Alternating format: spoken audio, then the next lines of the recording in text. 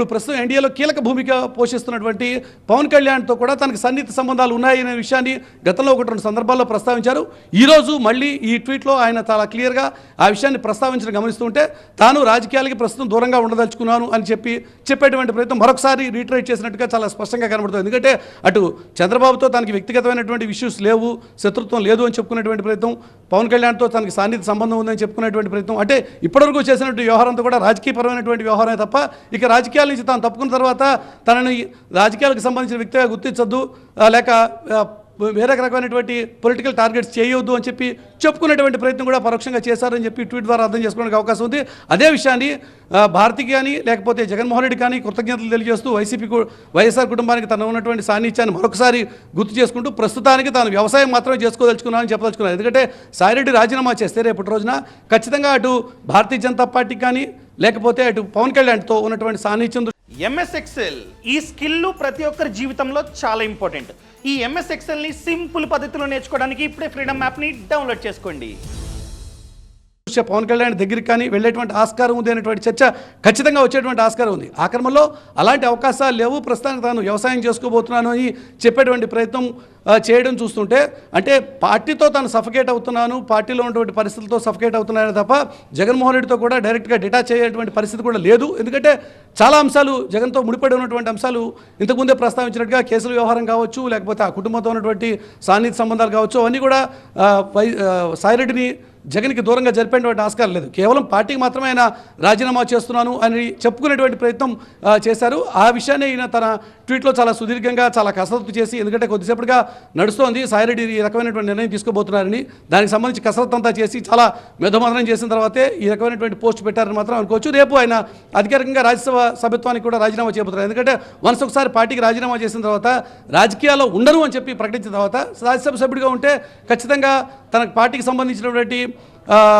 అంశం రాజ్యసభలో ప్రస్తావనకు వచ్చేటువంటి ఆస్కారం ఉంది. ఏ పార్టీ నుంచి మీరు రిప్రజెంట్ చేస్తున్నారని, అందుకని పార్టీ ద్వారా సంక్రమించినటువంటి ఆ పదవి కూడా తాను తప్పుకుంటున్నాను అనేటువంటి విషయాన్ని చాలా క్లియర్గా చెప్తున్నారని చెప్పి అనుకోవచ్చు. కానీ ఇతరుతో ఈ కథ అయిపోయిందా, లేకపోతే గతంలో ఈ రకంగా వైసీపీ నుంచి రాజీనామా చేసినటువంటి ఆర్ కృష్ణయ్య లాంటి వాళ్ళు తిరిగి భారతీయ జనతా పార్టీ చేరి తద్వారా భారతీయ జనతా పార్టీ నుంచి పదవులు పొందినటువంటి సందర్భాలు ఉన్నాయి కాబట్టి ఆ రకమైనటువంటి వ్యూహం ఉందా, ఇవన్నీ కూడా ఖచ్చితంగా తెర మీదకి వచ్చేటువంటి ఆస్కారం ఉంది. ఎందుకంటే ఏపీలో ఇటీవల జరిగినటువంటి పరిణామాలు గమనించిన తర్వాత ఆర్ కృష్ణయ్య లాంటి వాళ్ళు పార్టీ ద్వారా సంక్రమించినటువంటి పదవుల్ని రాజీనామా చేసి వేరే పార్టీలో చేరి తద్వారా అక్కడి నుంచి పదవులు పొందినటువంటి వ్యవహారాలు గమనిస్తుంటే సాయిరెడ్డి ఈ రకమైన నిర్ణయం కూడా తీసుకునేటువంటి ఆస్కారం లేకపోలేదు అనేటువంటి చర్చ కూడా వస్తుంది. కాబట్టి బహుశా సాయిరెడ్డి ఈ రకమైనటువంటి క్లారిటీ ఇచ్చేటువంటి ప్రయత్నం చేశారని చెప్పి అనుకోవచ్చు. మళ్ళీ ఫస్ట్ నుంచి కూడా వైఎస్ జగన్ తో సన్నిహిత సంబంధం ఉంది విజయసాయిరెడ్డికి. ఆయన ఏ డెసిషన్ తీసుకున్నా కీ రోల్ ప్లే చేసేది విజయసాయిరెడ్డి. అలాంటి విజయసాయిరెడ్డి రాజీనామా చేస్తున్నాడు, సఫకేషన్ తో రాజీనామా చేస్తున్నాడు అంటే ఆయన ఎందుకు సఫకేషన్ కి కారణం ఏంటి?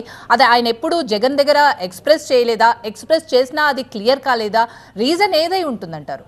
చాలా చర్చ నడిచింది పార్టీ వర్గాల్లో. ఇది ఏం కొత్తగా జరుగుతున్నటువంటి వ్యవహారం కాదు. అధికారంలో వైఎస్ఆర్సీపీ ఉన్నప్పుడు, ముఖ్యమంత్రిగా జగన్మోహన్ రెడ్డి ఉన్నప్పుడు ఇన్ఛార్జిగా నెంబర్ 2గా చాలా కీలకమైనటువంటి పాత్ర పోషిస్తున్నటువంటి సందర్భాల్లోనూ విశాఖపట్నం లాంటి ఉత్తరాంధ్రలో, అది కూడా దట్టు జగన్మోహన్ రెడ్డి అప్పుడు ముఖ్యమంత్రిగా అధికారంలో ఉన్న సందర్భంలో క్యాపిటల్ ఏరియాగా విశాఖపట్నాన్ని డెవలప్ చేయాలని చెప్పి భావిస్తున్నటువంటి సందర్భంలో ఉత్తరాంధ్రకి సంబంధించిన ఇన్ఛార్జిగా సాయిరెడ్డి పెట్టినటువంటి సందర్భం, ఆ తర్వాత సాయిరెడ్డిని అక్కడి నుంచి తప్పించినటువంటి సందర్భం, ఈ రకాలైనటువంటి వ్యవహారాల్లో ఆయన మీద వచ్చినటువంటి కొన్ని వ్యక్తిగతమైనటువంటి ఆరోపణలు, ఆ అంశాల మీద చివరికి ఆయన న్యాయస్థానాల దాకా వెళ్ళి దాని మీద ఫైట్ చేస్తున్నటువంటి అంశాలు, మహిళలకు సంబంధించినటువంటి ఆరోపణలు, ఇలాంటి చాలా వ్యవహారాల్లో వచ్చిన తర్వాతే సాయిరెడ్డి విషయంలో కొంత పార్టీ డిస్కంఫర్ట్ ఫీల్ అయింది.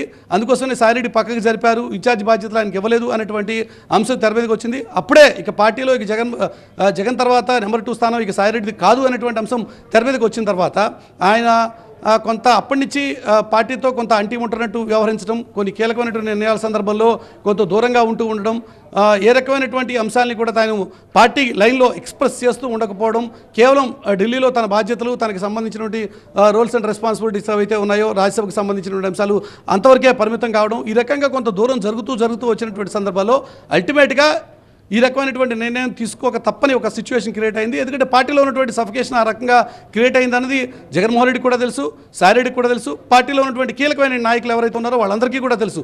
జరిగిన తర్వాతే, ఇది చాలా తర్జన భర్జనల తర్వాతే అల్టిమేట్గా ఇక్కడి వరకు వచ్చి సాయిరెడ్డి ఏ రకమైనటువంటి నిర్ణయం తీసుకోవాలని చెప్పి అనుకోవాలి. ఎందుకంటే ఇదేమి అకస్మాత్తుగా రాత్రికి రాత్రి ఈ క్షణం జరిగినటువంటి వ్యవహారం కాదు. పార్టీలో చాలా రోజులుగా జరుగుతున్నటువంటి చర్చ. ఈరోజు ఈ రకమైనటువంటి నిర్ణయం తీసుకోవడం అనేది పార్టీ వర్గాల్లో కొంత చర్చ జరుగుతున్నప్పటికీ కూడా పెద్ద డెసిషన్ తీసుకుంటారు, పార్టీ నుంచి తప్పుకుంటారు అని చెప్పి ఎవరో ఊహించలేదు. కొంత సఫికేట్ అవుతారు, లేకపోతే ఆయన తన అసంతృప్తిలో అసహనాన్ని కొంత వ్యక్తం చేస్తారు అనుకున్నారు, కానీ డైరెక్ట్గా రాజీనామా చేస్తారని అనుకోలేదు. కొంత చర్చ వరకే జరుగుతుంది అనుకున్నారు, కానీ అల్టిమేట్గా సాయిరెడ్డి ఈ రకమైన నిర్ణయం తీసేసుకున్నారు. ఇప్పుడు మరి ఇక జగన్మోహన్ రెడ్డి ఏ రకంగా రియాక్ట్ అవుతారు అనేది పెద్ద క్వశ్చన్ మార్క్. ఎందుకంటే సాయిరెడ్డి లాంటి వ్యక్తిని ఇప్పటికిప్పుడు దూరంగా జరుపుకుంటారా, లేకపోతే ఆయన నిర్ణయాన్ని స్వాగతిస్తున్నాను అని చెప్పి ఆయన సైలెంట్గా ఉంటారా, ఇవన్నీ కూడా ఇప్పుడు పార్టీ వర్గాల్లో జరిగేటువంటి అంశాలు. ఎందుకంటే సాయిరెడ్డిని just like that Jaganmohan Reddy కూడా వదులుకునేటువంటి ఆస్కారం లేదు. ఆయన పిలిచి బుజ్జగించేటువంటి ప్రయత్నం చేస్తారా, లేక ఆల్రెడీ తాను డెసిషన్ తీసేసుకున్నాను అని చెప్పి జగన్కి కమ్యూనికేట్ చేసి తన మాటకే కన్ఫైన్ అయి ఉంటారా, ఇవన్నీ ఇంకా ఇంత డ్యూ కోర్స్ మనకి తెలియాల్సినటువంటి అవసరం అయితే కనబడుతుంది. ఆయన